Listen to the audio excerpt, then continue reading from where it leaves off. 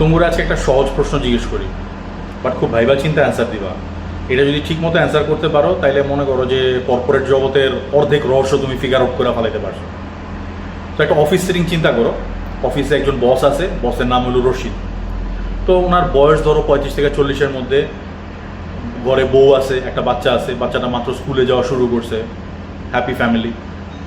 তো বসের আন্ডারে একটা ছেলে জয়েন করলো, ছেলেটার নাম হলো ফাহিম, মাত্র অনার্স করে জয়েন করছে।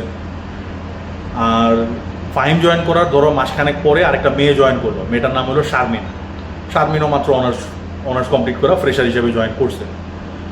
এখন ফাহিম এই failure is the pillar of success, be proactive not reactive, এইসব কর্পোরেট মন্ত্রে সে দীক্ষিত। তো সে বস বলার আগে পারলে কাজ করে দেয়, বস বলার সঙ্গে সঙ্গে কাজ করে দেয়, কেপিআই দিকে খেয়াল রাখে, বস যে ডকুমেন্টসে একদম খুব ঝাড়া মোছা করে, খুব ঘষা মাজা করে সুন্দর মতো সাবমিট করে দেয়, ফাইল টাইম টু টাইম বসের কাছে পৌঁছায় দেয়। শারমিন অর্ধেক কাজ পারে, অর্ধেক কাজ পারে না। যে অর্ধেক পারে না ওটা হয় অন্য কারোর দিয়ে করায় নেয়, নাইলে ফাহিমের কাছে জিগায় তারপর করে।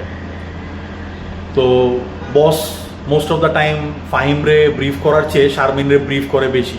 শারমিন বসের কেবিনে অনেক সময় ধরে ব্রিফ নেয়। তো ফাহিম যখন ফাইল নিয়ে যায় তখন বলে যে হ্যাঁ ফাহিম, আপনি ফাইলটা রেখে যান, আমি শারমিনকে একটু ব্রিফ করছি, ও যাতে তাড়াতাড়ি কাজটা ক্যাচ করতে পারে।